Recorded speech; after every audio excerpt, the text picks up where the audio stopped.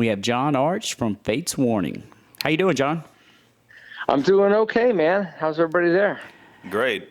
Doing Yeah. well, man. It's very humid and balmy down here in South Louisiana right now. Oh, yeah, I was going to ask you where you're from. Yeah, I'm watching some lightning and thunder out the window right now. So I'm on a cell phone, so I don't think we'll lose, if we lose power, we should still be all right. So Yeah, oh yeah. We've had should be good. a month of rain straight Yeah, down here. Oh, Finally let up wow. recently. Yeah, that's pretty depressing, man. Yeah, it has I been. like the rain, but And there's more keeps coming. kind of indoors, not doing your outdoor stuff. That would drive me nuts. So, well, congratulations, man. I'm glad the sun finally is shining on you down there. Yeah, I know you're a big outdoors guy. I see, it's funny because I'll see you post. You do a lot of bike riding and everything, and I feel like guilt. I feel like I should work out after you post because I'm like, God, he rides mountain bikes, and like I feel bad about myself when I see. No, you know what? That for me, it's therapy, and I've been doing it for so long that if you fall out of it, it just takes forever to get back to the level that you were at before you got lazy or whatever. But so I try to keep up on it as much as possible. Lately, I guess things happen, and you have times where there's so much to do and you fall behind that. Unfortunately, that stuff suffers a little bit. But I am anxious to get back out and get back on the road riding and the mountain biking because I've been busy with other things and it kind of just takes away from that. But I'm feeling kind of grumpy, man. I got to get back, back on the bike. Cabin fever. What kind of terrain do you normally ride? Well, the road bike, I like going out to the hills. I for some reason I love punishing myself and climbing. I'll do like charity rides on the bike. One of them is it's called the Greylock Century. We start off climbing a mountain, Greylock, and then it's like 113 miles and 13,000 feet of climbing. So it's quite a ride, man. And I've done the I don't know if you know Mount Washington up here in New Hampshire. It's 8 miles of anywhere from 16 degrees gradient to 22%. It's really, really steep. Jeez. And I've done that.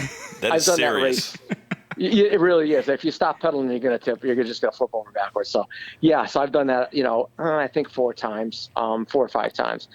So that kind of riding, but I am not in that kind of shape right now. But and then, of course, the mountain biking, I like it is snotty and technical and ledgy and I like that kind of riding. I don't like rails to trails, you know what I'm saying? Yeah. bore the crap out of me. So, so that's the kind of riding I do. I like it challenging.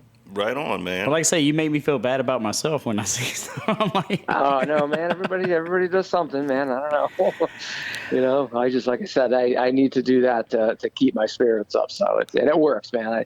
All those feel good chemicals, the adrenaline, endorphins, and stuff. There's nothing like them. I mean, you kind of get addicted to them. So. I think that's kind of how I got involved with that, and I just liked the way I felt. So. well, that's awesome. Yeah, there's definitely something about being outside and then putting your body through strenuous stuff that kind of gives you a little bit of a reset. Yeah, you're kind of suffering while you're doing it and asking yourself, what possessed me to do this? But you're right. After you're done, man, you just feel like $1,000,000. So, and nothing else does that. And not to be cliche, but that's pretty freaking metal. Right. Well, let's start. What were you doing before Fate's Warning? How did you start out in music? Boy, music goes way back in my family. I was always in bands, just doing cover tunes, way back, like Grand Funk Railroad and early Elton John, and I played guitar and I also sang. But even before that, I was I was raised in a Catholic environment and went to school with nuns, and yes, I came out a little traumatized. Me too. I just got a little therapy, and I'm just starting to get over it now. So I led a folk group, singing in a folk group, and I've always been fascinated with music, even as a little kid, man. I don't know, man. I think maybe like 3-4 years old, I used to take a transistor radio and just go up on the side of the hill and listen to, God, I don't know what was playing back then, but, a lot of the 60s rock and stuff. And I was just into it. I was kind of fascinated with it. So that's where, I've been doing it all my life. And then I wasn't I was familiar, with certain bands and Sabbath and Uriah Heep. I mean, I was always into like, I don't know if they call it metal back then, but it was. Yeah, I don't think it was metal yet. Yeah, right. It just started getting heavier. I think with Heap, it was like, wow, this is crazy. I think I was like the only person in the state of Connecticut that owned the album, and I would be out working in a driveway, and I'd have my stereo set up with a turntable, and Uriah Heep live was just blasting out. I lived across the street from a cemetery too. So Perfect. Uriah Heep was perfect. Uriah Heep was blasting, And your parents are like, "What the hell is wrong with him?" Oh yeah, no, they were at work. They okay. They were getting used to me. We used to have band practice at the house too, but people would walk by, and they were like, "What? What is that?" Nobody would have a clue, but for some reason, man, I just loved it. I loved the harmonies, the vocals, everything about it. So. And the more I heard stuff like that and Tull and so many bands, it's just like, I don't know, man. Once you get hooked, I think once you're a metalhead, that's it, man. You're done. You are for life. So, and to get back to your question, just always playing in bands. And then I met a couple guys, and we were playing at some club, and we were doing, Maiden covers and it's Priest, stuff like that. And Vic Arduini from early Fates Warning. Actually, not to interrupt, but I sent Vic a message and said, look, it would be a great segue to put his band on before this interview, and y'all could both share the same episode. And he was like, hell yeah, that'd be a great idea, because he's got a new band. I don't know if you heard his new album, but it's really good. Yeah. I've heard little snippets of it, but not the whole thing yet. But anyway, go ahead, man. Yeah, oh, cool. Yeah, that would have been cool. So Vic actually came to the club, because he lived in that specific town, and he saw me sing, and then he came up to me after the show, and he says, "Dude, you got to come down and meet some guys, some friends of mine that are in a band, and they're interested in doing originals," which I was like, I think I had written like 2 country western songs, and so I don't know whatever. Before that, I had not ever had my hand in writing originals, so for some reason I said, whatever, I'll come down and check it out, and that's when I met Jim and Steve. And a different bass player, Mike Jones, at that point. And then they started, playing music that I never even heard before, like White Witch and Accept and Whitechapel. There were so many bands that I didn't even know who they were. And so I was a little bit intimidated, like, I don't know. But then they were doing some Priest and some Maiden and this and that. And I tried it, and of course I have a pretty high range, so back then all you had to do was hit some real high notes, and they were super impressed. So, well, yeah, that was it. If you could hit the high notes, you were in the band. It didn't matter. Yeah. Do you have a PA and you can hit the high notes? You're in. I know it doesn't take much, right? Back then, it's like. So, anyways, so they said, come on back down if you want, and I did, and so that was kind of the beginning of Fates Warning. We did some shows doing cover tunes and stuff, and then. Jim was the first one to mention, like, really, if we're going to go anywhere, unless you want to, play same clubs over and over again, we have to start doing some originals. So I was intimidated, but I said, what the hell, let's do it. And so, the first release, Night of Rockham, was our first attempt at writing original music, and I think we were all definitely unseasoned writers for sure, and it showed. But for a first effort, it's like, okay, well, it's not that bad, so let's keep on moving. So, and that's how Fates Warning started with me. And luckily, y'all started back then when you could do a first album, and I've listened to Night on Brocken, and it didn't really capture the Fates Warning sound that y'all evolved to, but they gave y'all time to develop to what you would be, which nowadays bands don't get that chance. No, and it's crazy also that the first band that you tried to do original music with, got notoriety. That's impressive.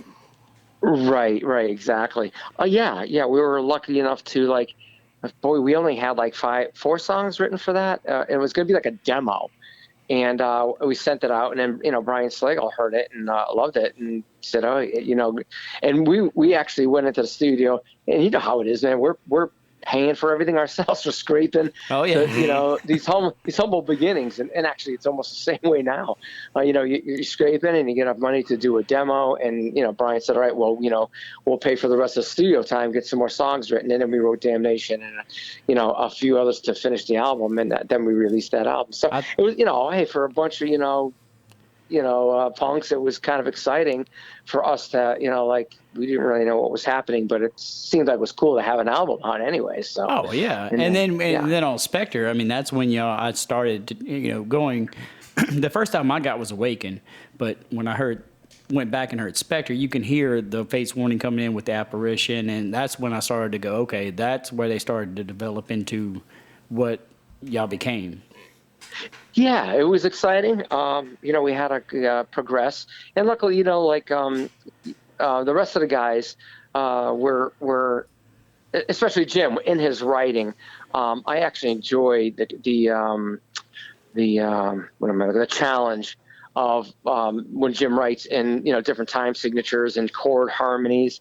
I'm the type that I do not like stuff to repeat over and over again. I get really bored. I like to have things keep moving and stay melodic, and his style of writing really kind of fit my my style. And so we started developing that more on Spectre, and then even more on Guardian when we started experimenting with the time signatures and then the heavy guitar harmonies and stuff. It seemed to fit Fate's Warning and the eerie sound and, kind of what we were going for. Stuff a little bit more mystical based than reality based. Was that a natural progression for you all to start like stretching your legs on the time signatures and stuff like that? Can you repeat that one more time? Was it just like a natural progression from the first album to like Spectre when y'all just started to experiment with that stuff? It was just.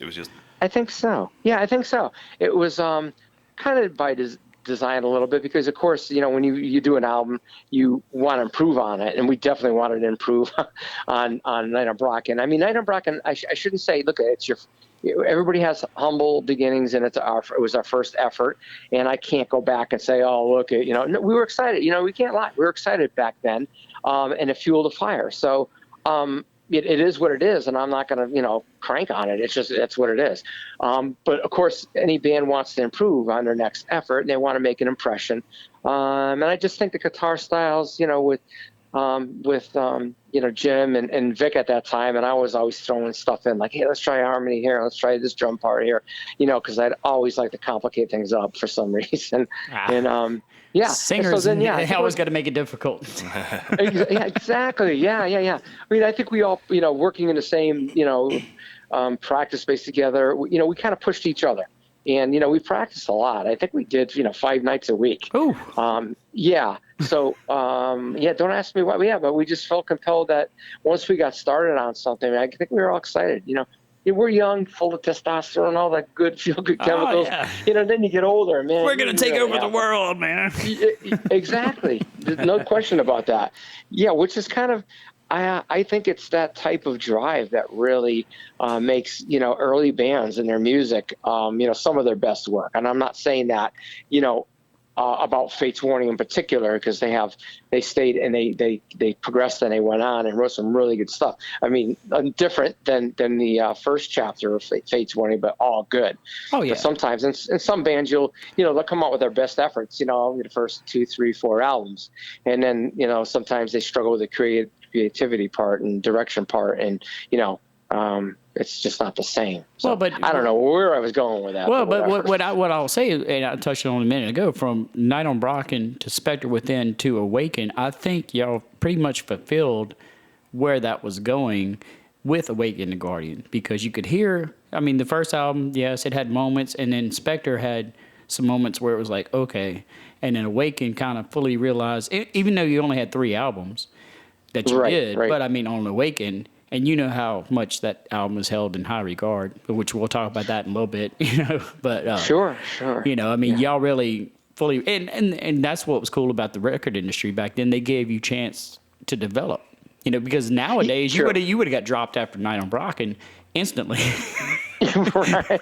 They'd have been like, nope. I got it. True, and that was the advantage of being with an indie label that the owner himself liked the music, so that, and it's still to this day, Brian loves the bands that he signs, and he goes to see them, and that's his type of music. That's what he loves. That's what makes him, what moves him. So, and you don't see that a lot with other labels. Of course they're there to make, money and profit and to, advance the band. But times have certainly changed. They are definitely not what they used to be. Right, and there's no money in it now. And we have a mutual Right. friend in Bill Montoyer who sent me something, a few I things. love Bill. Oh, I know. And Bill's going to be listening to this. So, hey, Bill.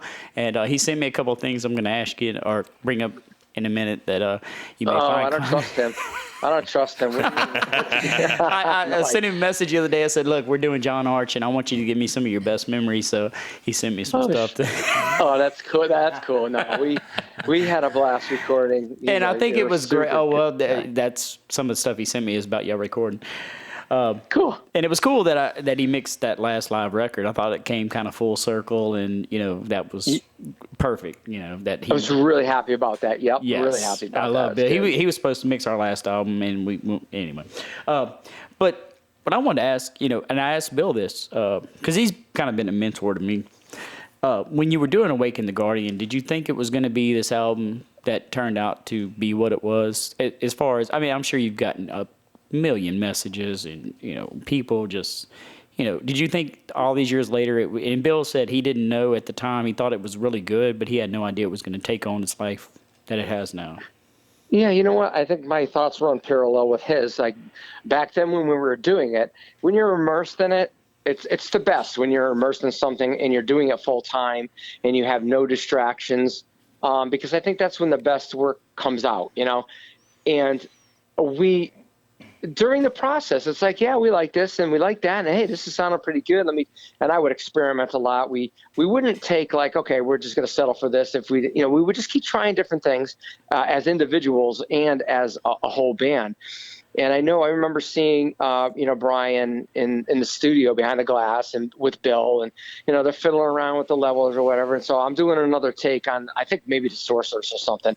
And then for some reason, I just got this blast of freaking adrenaline, and I did one, I don't know what scream it was, but I just like way up in the stratosphere. And Brian just looked in and he tapped. I could see him tap Bill Montoyer, like, just shaking his head. Yeah, like, wow, oh, wow, that's good. But it's stuff like that. You're just feeding off each other. And back to your point, I think we knew we were having good moments in the studio. And then when we finally, listened to everything, finished, during the mixes and everything, everybody's trying to get their fingers on the board mixing it, and Brian kicked this out. It's just like, you can't we got have this, too many, go away. Yeah, there's too many chiefs in here, man. You guys are Indians, get out of here, and we're going to show him and Bill Buck. Yeah, right. Turn up the kick. That's what was happening. Yeah, it was getting out of control, so it's like, we definitely had to leave anyway. So then as we were hearing the finished product, that, we were excited about it. And that's probably the best way I can put it. We were excited about it. It sounded really cool. We knew that, it was much of an improvement over the last album. So we were happy with that. But back in those days, the communications and there was no Facebook. There was the social media didn't exist like it does today. I mean, the only way you tell somebody is you make a telephone call. That's pretty much, or in person, But today everything is in real time. It's instantaneous. So it wasn't until really, social media came in where we started to like read some of the stuff and, what the fans are saying and how they had received it and that it had stood the test of, longevity. So I think that's when we realized, and still to this day, I'm proud of it and everything. There's things that I would have done differently, but really it's the fans that have kept it alive. And every time somebody does give me a compliment or says something nice about it, I truly still to this day appreciate every word, and I don't take any of that for granted. So it's nice that, like I say it one more time, the fans are the ones that have kept that alive all these years. Yeah, it stood the test of time, I went to a record store when I forget how old, and my dad said you can buy one record or cassette, whatever it was, and I went through Yeah. the aisles and I was looking, and back then you bought on the album covers, and I looked Absolutely. and it said, I think the tag on it was "Sounds Like Iron Maiden." I said, well, hell yeah, if it sounds like Iron Maiden, I'll buy it. And I bought it, came home, put it on, and I mean it's been in my top 5, desert island albums since. Oh, And, awesome. Thank you. a few of them have changed, but that one's always stayed there. Thank you very much, man. Huge Oh man, compliment. it's been great. But like I say, it stood the test of time. So after Fates, and kind of what you alluded to a minute ago, there was no social media, there was no internet. You kind of checked out and did your own thing, but you did try out for Dream Theater. How was that? I I did. That was that was a weird time, man. And I think that I had this feeling of, I don't know, it was a combination of a little bit of guilt or a little bit of like a kindling fire. Like I felt bad that I hadn't done anything, since Guardian. And I wanted to do something. And I was really nervous about getting back into it again after, not doing anything for so long. Because, of course, whatever you do in life, if you do it all the time and you are faithful about rehearsing and all that stuff, you just get stronger and stronger, especially playing live. It makes a huge difference in getting stronger. And then when you don't do that stuff, you fall out real fast. So I was nervous. But anyways, Mike and I, actually all of Dream Theater, we had been friends for a long time. Mike, went before they were Dream Theater or Majesty. They used to come down and watch us play at the Sundance in Long Island. Yeah, he did the liner notes on one of the re-releases, and he just praises y'all to no end. Oh, cool. Yeah. Well, we did the same for them. We heard them and it's like, holy shit. Yeah, really, really good consummate professional musicians. So anyways, yeah. So they were without a singer for a long time. I don't know, man. I don't know what I was thinking. I was thinking like, a possibility. And so then, Mike says, well, why don't you just come down, and just, sit around and we'll talk about it. And it was nothing formal. So I did. I went down and we started talking, and they brought me to this practice room, and they just blasted so loud. And come on, we're going to do the apparition. So I could not hear a thing I was singing. I was singing without a mic, or it was shut off, one or the other. No, actually, I think they recorded it, but it wasn't over the PA. And they didn't tell me they were recording it. So I did the apparition and struggled, without warming up through a couple of other songs. And then, let's go get something to eat and stuff. And so then, we started even talking more about it. And even at that point, I wasn't quite sure. So anyways, I stayed a couple days in Long Island. And, of course, those guys are night owls. And I still, I was still like day job kind of thing, getting up at 6 in the morning. So I'm up at 6 in the morning drinking, a cup of coffee out of one of Mike's coffee mugs, and they're sleeping till like 6 o'clock at night. That's what they do, and then their day starts. So you know what? I got a phone call, and it was my wife, and she says, "I have some news for you. We're having a baby." And I'm like, that changes everything.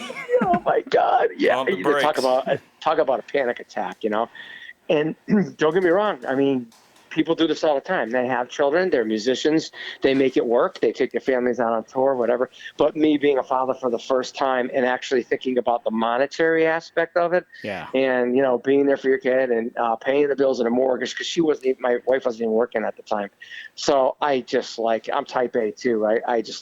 I lost it, as far as any self-control. Right. And I woke Mike up. I said, look, man, this happened, and I'm going to go home for now and talk about things, And so that was kind of like, I was never in Dream Theater.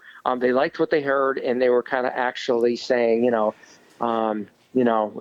you want to be in the band, it's looking good.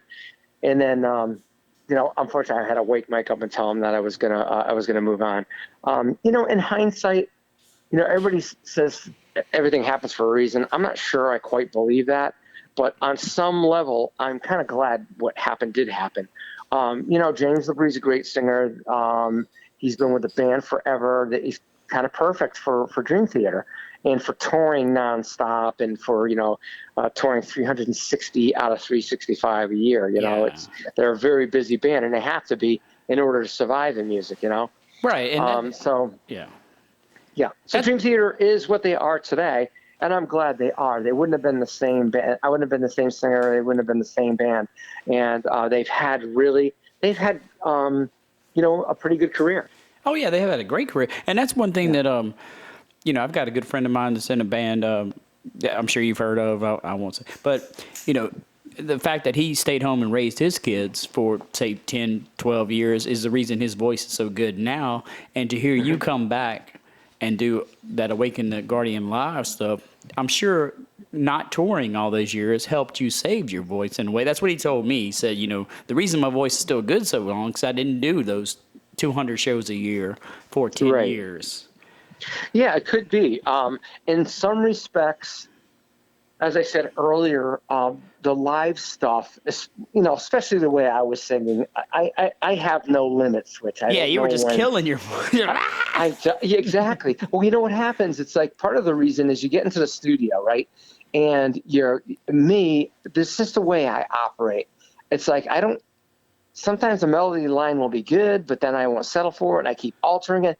And the longer I sing, the stronger I get, and the harder I push. And that's what happens. It ends up being like in the stratosphere. But unfortunately, I am not thinking ahead. Like, okay, so you're gonna have to sing this every single night. Right. You're not thinking that. You're in the moment, and you're like, yeah, let's do this. But then, so that you kind of box yourself into a corner. So anyways, singing it live, it was happening. I was singing it live, and some nights I had some really good nights, and other nights weren't as good. But I was able to, hang in and be able to sing that live. Actually, the way that I sang it on the album without making too many, changes, like singing in a different key or just too many cheater notes, you know what I'm saying? Or be like Don Dokken and have my bass player sing the whole show and I'll just do some harmonies. That's not the way it is.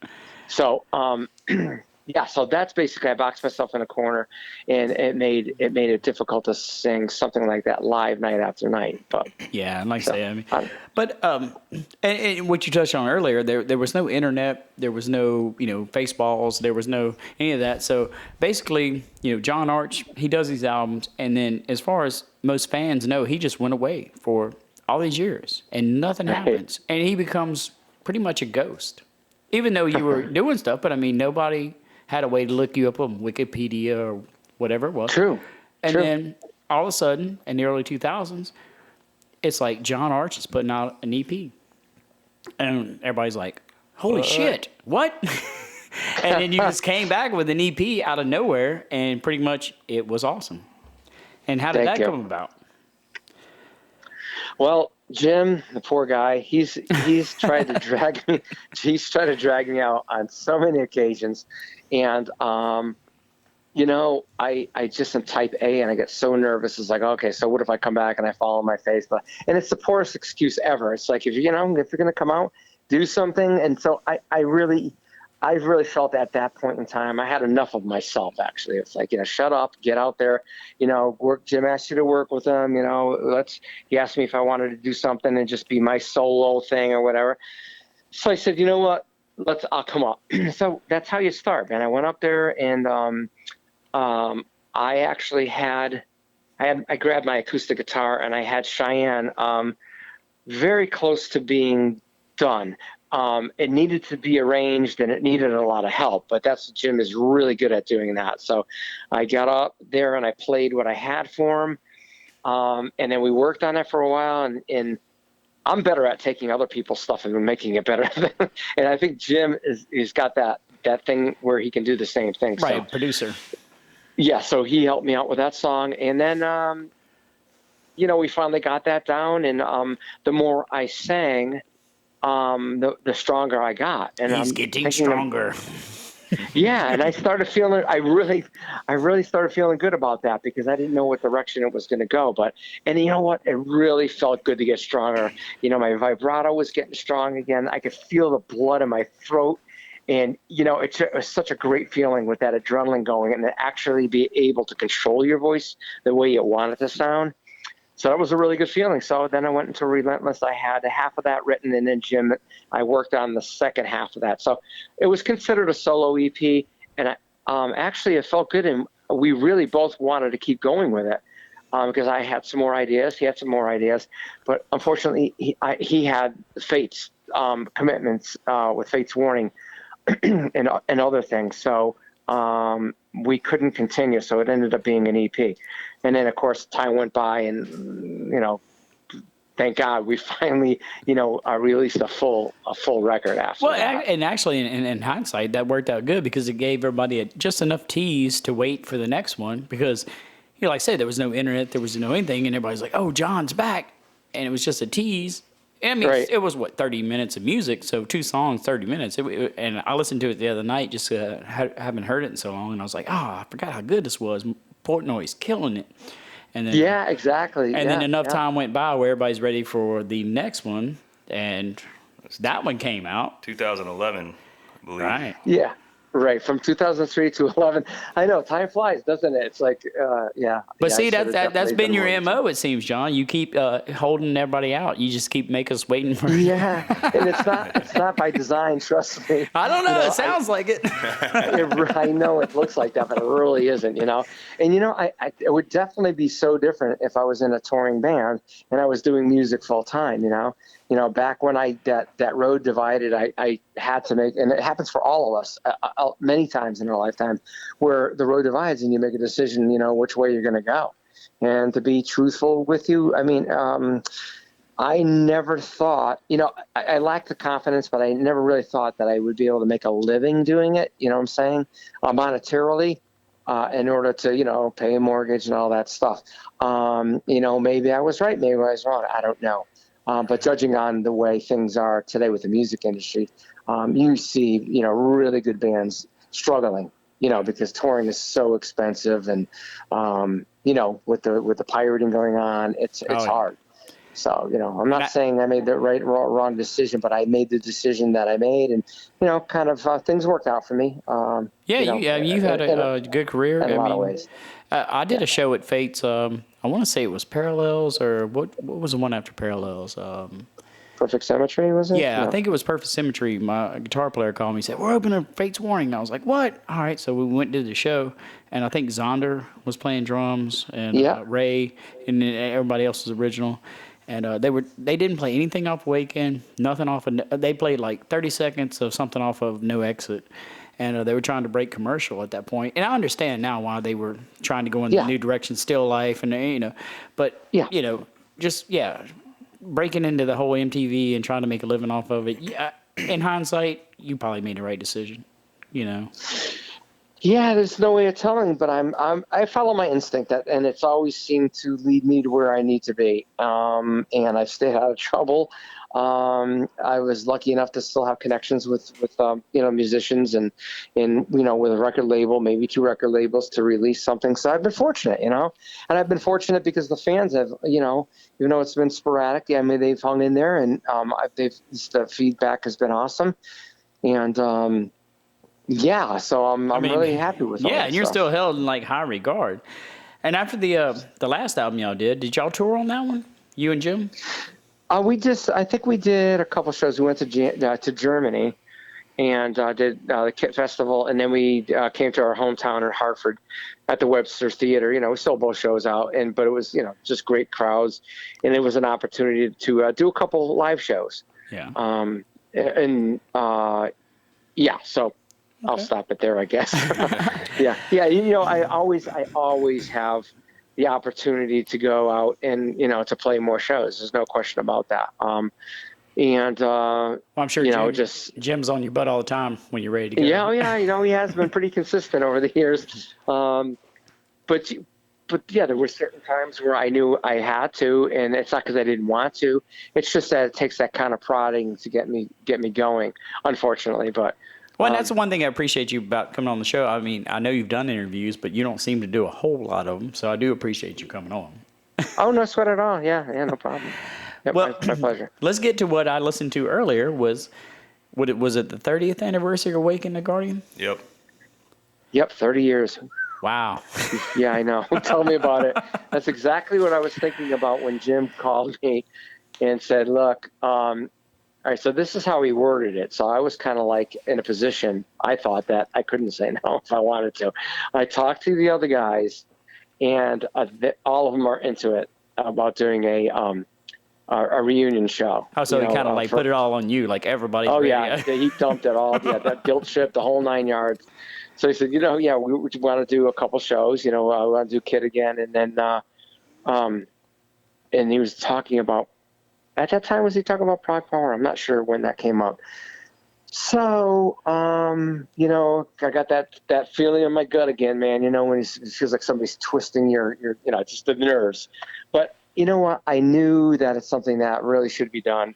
He owed it to the fans, that have been so great over the years. And, I put all the fear and all the way aside, and I'd say, I know I wrote this stuff in my early 20s, and it was hard back then. And here I am, 57. How am I going to do this? But I said yes anyways. I stood up and said, let's do it. So they were really psyched about that. And then after I committed to it, they said, oh, yeah, by the way, we're filming my DVDs for both shows. Oh. And it's like, no pressure. Not to put you on the spot at all. Yeah, right. I'm sure thanks a lot, man. I'm sure the biking cardio helped you out a little bit with that, as far as keeping it up. Oh my God. Yeah. So it was one of those things where it's like, okay, I guess I'm going to have to just pretend, put that out of my mind, which I did. And I actually did see something, because I purposely didn't listen to any interviews before we did this one, but I did see one a couple of months ago where didn't you have some technical problems at one of those shows? Oh, I had, there was problems at both of the shows. But one was pretty major. One was major. Yeah. Okay, let me do that one first. That was Prague Power. We came out, we did our early sound check, I don't know, maybe noontime. And I had new in-ears that I was working with. Everybody was present. Sound guy. We had an absolute beautiful sound on stage. It took a while, but we got everything dialed in. I had my volume the way I wanted it. I had the guitars right and left where I wanted it. Okay. So anyway, let's just jump forward to showtime. Getting the bands on and off the stage, everything was kind of crazy. And somebody needed to borrow my wireless system. So I said, yes, please be careful with it, whatever. So anyways, I get it back, and it's time to hit the stage. And so we do. We hit the stage, and we blast into the Sorceress, and the first note I'm listening, I just couldn't believe what I was hearing in my in-ears. They were blasting so loud, but it was all I had was Frank Rusty in both ears. I had nothing else. I had no drums. I had no Jim, no bass, and it was Frank Rusty. And I'm like, I'm going to die right now. I don't know what is going on. Because it's all being recorded with professional cameras, the whole DVD. It's game on, man. The lights are off. The fans are going crazy. First note, and I got this deer. You've got one shot to do this. I need one shot. I got this deer in the headlight look in my eyes, oh no, man, it's my worst nightmare. So I don't know how I got through the whole song, the first song. What I should have done was rip the in-ears out, but I don't know. Maybe I was trying to salvage it.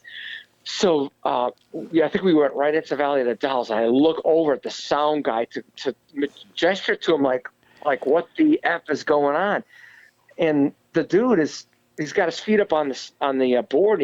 He's got his mouth open. He's fast asleep. What? Does he not know what he's doing?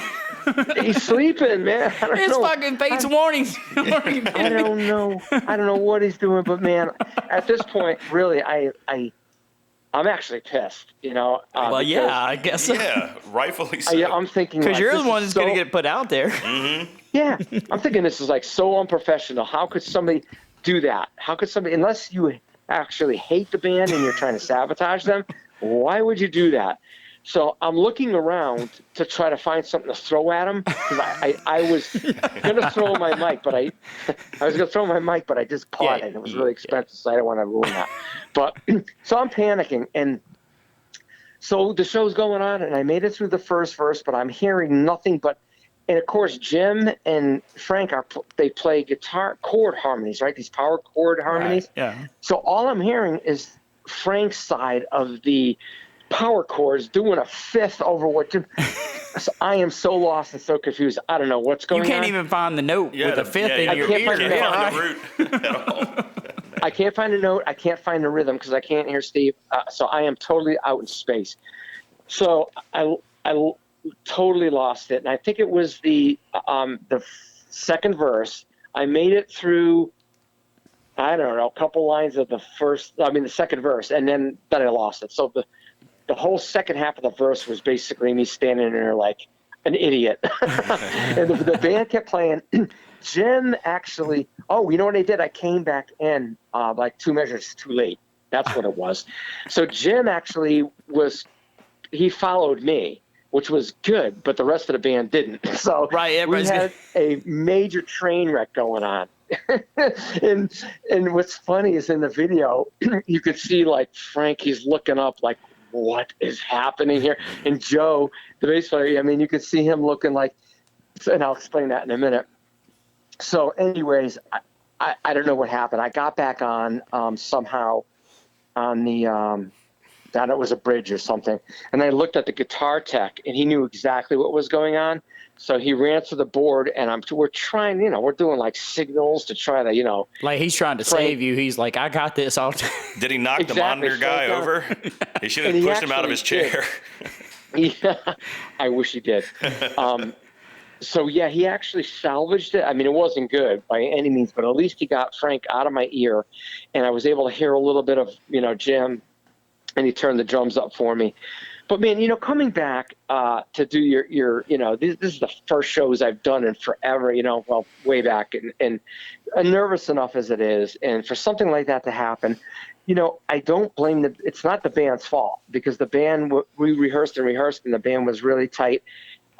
This was definitely out of our control, and I blame one person for that. And I think it was a really rotten thing to do, to be so unprofessional as to do something like that. But luckily we got back on, and nothing else happened, at that show. Yeah, but something like that can really throw you off your game. Did it take you a couple songs to like kind of find your groove into the set? I you know what? At that point, it was, I don't know. I just think I was like, I just let it go. Somehow I let it go because it wasn't going to help me dwelling on it. And I just, I just had to pick up the piece. I was so kind of hyper focused on getting back on track and trying to salvage things. But it's so luckily, when you do a live DVD, you can touch up the video, you can touch up some vocals and other things, to a certain point.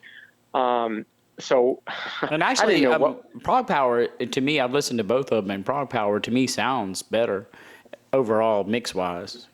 I think it does too. It's all about inputs and how it was captured and everything. But I thought Prog Power, and without knowing that, I wouldn't know where you messed up. So. Well, yeah, that's so funny. That's what I was just talking about as far as being able to work on the video a little bit. We're like, okay, so now what are we going to do with this disaster of a clip, So I'm saying, well, can you like view out to the, the concession stand or, the, the parking lot? I don't know. Put it on a drone and show it over the, audience shot. I don't know what we were going to do to fix it. Not only the audio part of it, but the video part of it. And so what I was talking about before, with the look on Frank's face, and the look on Joe's face. So you will notice that. I'll listen to like the beginning of the second verse and just look at Frank's eyes and Joe's eyes. When they're walking around like totally freaked out and not knowing where to go. And you'll be able to tell by that. There's a little Easter egg in there now for people that haven't. So funny, they can go back and find it now. It's so funny. But, they were able to do some different camera angles, and then I had to do my vocals over for that. And that's kind of funny. I mean, it's kind of unfair that y'all had to, you got two shots at doing that entire freaking album that people hold in such high regard, Yeah. Right. I think it's rotten. If I was the sound guy, I wouldn't even do that. I would never do that to any band. You know what I mean? It's just unprofessional, and it says rotten. So I don't know, man. I was going to approach him after the show, but I was afraid what was going to happen. What am I going to do? Like say, listening to it now, like from my perspective, not knowing any of that stuff, it sounds fine. And when I'm listening to it in my truck, it's great, and I still celebrate the music. And at this point, that's what it's all about. Yeah, hey, that was one of our Spinal Tap moments. Hello, Cleveland. Yes, yeah. I wish we had the little Stonehenge so we could have focused on that, while that was all going on. But hey, and perfect segue. It reminded me of the old days. There's something always happened, and nothing that major, but So then we moved on. And then before Germany, it was 3 days before Germany, and I was feeling atrocious. And I'm going, maybe it's my nerves, but I was feeling sick. But anyways, I got diagnosed with Lyme 3 days before leaving for Germany. So I was suffering with those bad headaches, and I had absolutely no energy. And I don't know how I pulled Germany off at all. But, it's just the audience and the adrenaline. So there's something to be said for, being motivated by the fans. They're the ones that got me through that. So that was not a good experience. Both of them were hard in that respect, but I'm still glad that we did that. We did them. Well, I mean, like I said, that album is still to this day held in such high regard, man. I mean, I can't say enough about it. But let's say what you were saying just now, and we're pre-recording, so I may edit this right into what we were just talking about. Perfect segue when you talk about this and that. What Bill sent me earlier, Bill Matoyer. He says, he said, I can't remember what I ate last night, much less that long ago. I said, he says, I remember those guys locking me between the two windows in a control room. Can't remember if it was Spectre or Guardian. And then they put up a sign saying, "Don't feed the engineer." You know what? Yeah, that was probably Guardian, I think. Because you know what? So you were in on that? Probably. Oh yeah. Everybody is like, back in the day. That was some of the fun things. It's like everybody got along, and we were constantly joking around, pranking around.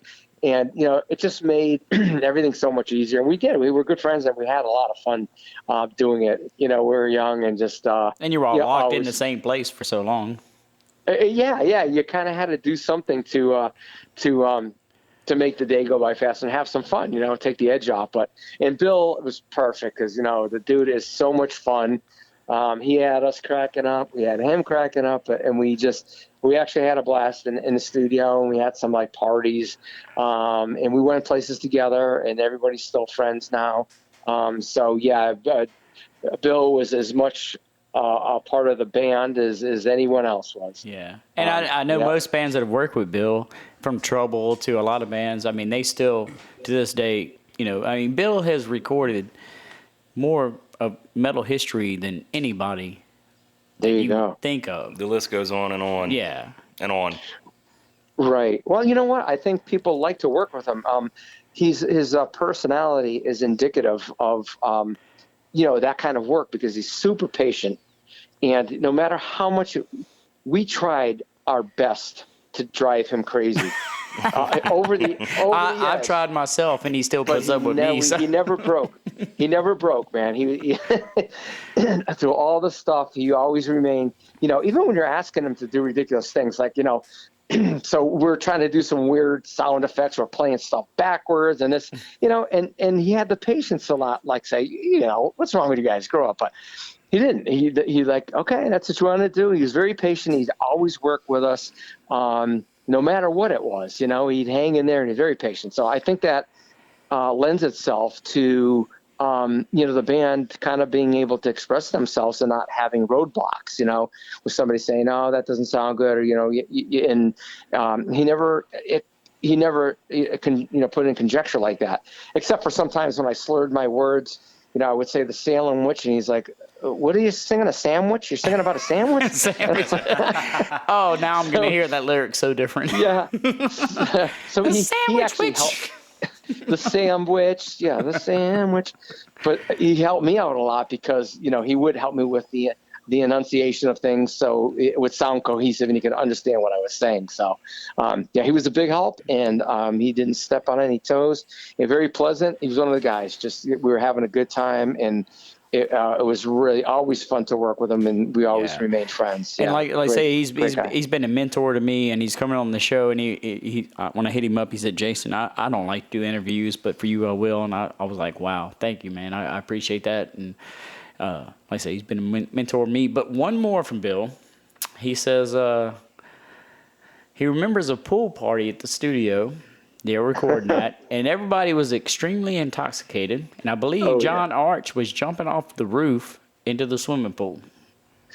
Yeah. See, hey Bill, if you're listening, your memory isn't too bad at all. Bill is throwing you out there. I'm just saying. I remember little snippets of that night because let me tell you, Polaroids. There was quite a few people there, and there wasn't one sober person on that property. I mean, not even close to being sober. It was just one of those all-out parties. I don't know what happened to me. I'm type A. I'm hyperactive, but plus I had a lot of alcohol.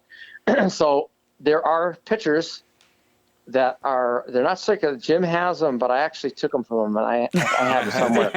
But they're not going to go on the internet. There are pictures of me running naked around the pool, okay? And I went up on top of the roof. I don't know how high it was above the pool, but it was pretty high. And there's power lines running like I'm soaking wet and naked. and there's power lines like that I have to jump over to get into the pool. So people are like, so you went over the power line? One misstep and it's over. Yep. So I don't know. Everybody's laughing, and I'm looking down. All I remember is looking at the electric lines. I'm going 440. Watch out for the 440. So they're cracking up. I don't know what's not 440 volts. It's probably 220. But. You were not understanding the gravity of the situation. No, nor did I care. So yeah, so we were. It looked like a commune, a hippie commune. You know, anything went. So we had such a blast. And I remember getting up and somebody, I don't know, I don't want to name names, but I actually took somebody's head out of the toilet bowl. And luckily he didn't drown. We've all had those nights. There was people scattered all over the place, sleeping in the, weird positions. Stepping over. Anywhere, so it was quite the party, man. Quite the party. Well, like I say, I had to hit Bill up and just say, look, we got John on. You want me to ask it? So that's what he came up with. So I thought that maybe would bring some back old memories. He's spot on, man. We had a good time, and I'm sure the neighbors complained to the landlord when he got home. So. Well. Yeah, we didn't wreck anything, but we sure wrecked ourselves, I guess, for a night. Hey, but we're still here, so that's all that matters. Yeah, those are great memories, man. We'll never have them back. But hopefully we got to remember some of those. Yes. So I actually listened to a couple interviews, and they said that you might be working on new music right now. Is that still accurate, or how's that coming along? Yeah, I'm sitting in this, I guess, small studio, you would say, and there is just crap strewn everywhere, like pieces of paper that have been crumpled up and thrown on the floor from lyric writing.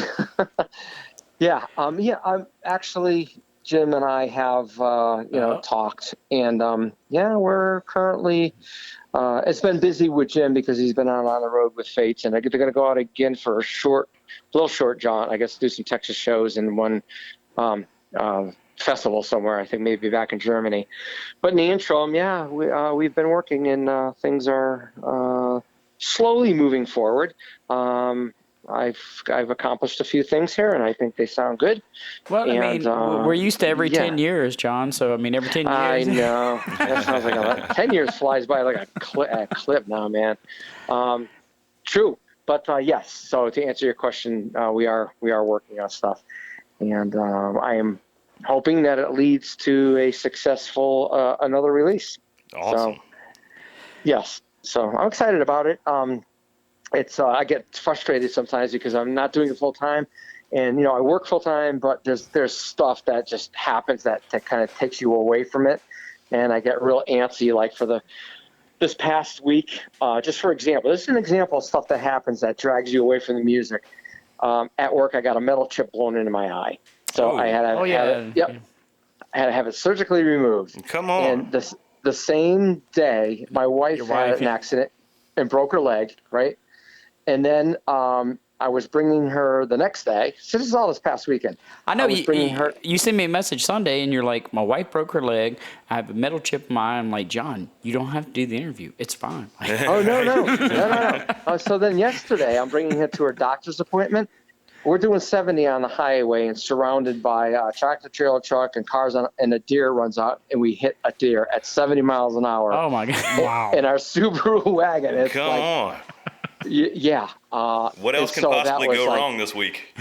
that was number 3. So I'm just hoping that's the end of it. Nothing else happens. Well, it usually so comes at stuff like, threes. yeah, I hope we're done. So stuff like that kind of tore me away from what I was doing in there. There are those interruptions that make you lose your concentration. But I am hell bent on getting back and being really focused and not. I'm not going to any weddings. Don't invite me to weddings. Don't invite me here or there. I'm not going to the drive-ins. No, I'm going to be here focusing on music. So, we want to get that. We want to get this, together and out. Probably not this year, but hopefully, promptly next year. Well, like I say, I mean, every 10 years is fine with us, John. Can't wait to check it out. Yeah.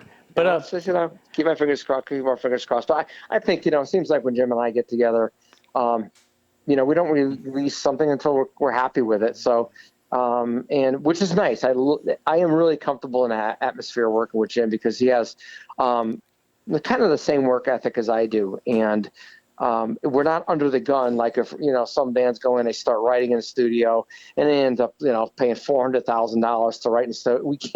We just can't do that, number one, and that's not it. We go up to the studio and I do my homework here at home, and we take our we want to get it right. So I think that's why I'm really comfortable working with Jim, and I kind of like I would step outside the box, but I don't feel a need to. Yeah. Right. You prep beforehand and then execute when you get in the studio. Yeah, exactly. Yep. Yeah. Do your homework and then hit it in the studio and see what happens. But he's always open to changes and we work well together. So I'm expecting good things. Well, y'all been doing it for a little while now. I mean, y'all been doing it. It must be like riding a bike for you two at this point. You have collaborated so much. Yeah. I don't know. Funny enough, it's not. Yes. Because you know what? It's always back to square one with me. When I get into the studio, I have the same problems warming up with my voice. I'm missing a lot of my vibrato until I really get into it and I have a lot of hours into singing. And then my range starts to increase a little bit, and then I just feel like I have more control. So by the time we get through with the demo stuff, if we keep at it, then when it's time for the real recording, we have to do it all over again. I'm feeling much stronger at that point. Any of the demo stuff you want to send them an email, you can listen. Yeah. I think Jim would kill me if I did it. Yeah. I would think so. Yeah, and it's funny because you just never know what's going to change from the demos to. Oh yeah. Same with our albums. I listened to some of the stuff we did on the last album, and I listened to like the acoustic demos to the finished album, and it's just completely different. And now for something completely different. Well, yeah, because sometimes you'll write stuff and you say, okay, this melody sounds pretty good, and then you get in the studio and when I put the headphones on, that's when the magic happens. And I think some of the best stuff happens by mistake. Actually, the spontaneity. Sometimes you'll just do something you don't even know what you're doing. It's like, whoa, hey, wait a minute. That's better than the melody line that I had written for, and I really like that. So those, to me, sometimes the best stuff happens when you least expect it. So spontaneous, yes. Yeah. So hopefully. And then you try to double it, and you're like, oh, I can't do that again. It's like, well, keep that. That was sometimes. I know. Isn't it amazing? Sometimes you can sing you can sing a whole half a verse and get through with it. The pitch is good and everything is good. And then other times you'll be working on the word "it" for like 15 minutes. It's just not happening, So it's always a challenge, but the end result is really what you're looking for. So it's worth all of the the hard work in the end, I guess. All right. Otherwise, we wouldn't do it, right? Right. Sometimes I wonder why we still do this thing after all these years. Yeah. Well, you gotta get. I guess we're just lifers. Yeah, I don't know, man. You gotta love it, man. If it's something that makes really, and in the end result, it's something that makes you feel accomplished, and so that's really all that needs to be said. And then, of course, if you get positive feedback, I haven't listened to yours yet, but I'm going to. When you get positive feedback and you connect with somebody or multiple people, that's the best. When you have somebody, for instance, the song Guardian, I can't tell you over the years when somebody has come up and told me a life story, really tragic life story, but has told me that how much that helped them, losing a parent or being, one guy got hit by a car. He was paralyzed. He was in the hospital. I said, the only thing that got him through was listening, to Guardian. And I'm like blown away because that's the highest compliment you can get. Right. And that's a great song. Yeah, when your music connects with somebody, I think that's what it's all about. That's what artists Indeed. are looking for. They are looking for not so much validation, but to be able to connect with people and to be, to have their craft accepted, and actually revered. So, yeah, and I think that's you and I think that's why we do this. Right. And like I say, we probably need to wind it down, but you touch so many lives with, like I say, the song Guardian. I remember listening to that when I was a young man, and that song just, I mean, has touched me and many others. And that's all you can ask for, really, to know that your music reached out to all these people, and that's what lives on forever. It doesn't matter Yeah. about other things. Hmm. Yeah, I hear the words, but it still blows my mind when somebody tells me that. It's like, I'm sure when you're writing a song and you're not thinking in those terms. You're not going to say, look, I'm really going to make somebody that's had a tragedy, this song is for them. You're not thinking that. You're following your emotion. You're doing what's inside and what you're trying to express with the music, and whatever happens. And so, yeah, sometimes really good things happen. Sometimes not so good things happen. Hey, and you've But, written songs that are going to live past all of us. So, oh, goodness. well, I mean, it's true. That's cool. Maybe we can continue in this next one. We can have the same effect. That would be cool. That would be awesome. We're trying to think this one out a little bit more and strategically do a few things, that I have in mind that I think are good ideas that I think the fans would like. So We're all looking forward to it. Yeah. thank you, And man. when you get ready for that, just hit us up and we'll put you on. But I mean, Yeah. anybody who wants to go check out the Last Fates Warning live album, DVD, Metal Just Blade, released Metal Blade this past April. and it is phenomenal. I'll tell you what, John, thank we you. definitely thank you for being on. My Appreciate pleasure, your man. time, man, and giving us so much of your time, man. It's been really, No. it's been really awesome. So Yeah. Anytime, man. You We're gave us talking way more time than we thought you would, so I appreciate it, man. Oh, dude, I got nothing else to do, man. I actually got to start. I got to start singing, but it's getting kind of late here. So, yeah, no, my pleasure, man. Anytime we can talk again, and I wish you guys in the band a lot of luck, and I'm looking forward to hearing your music too.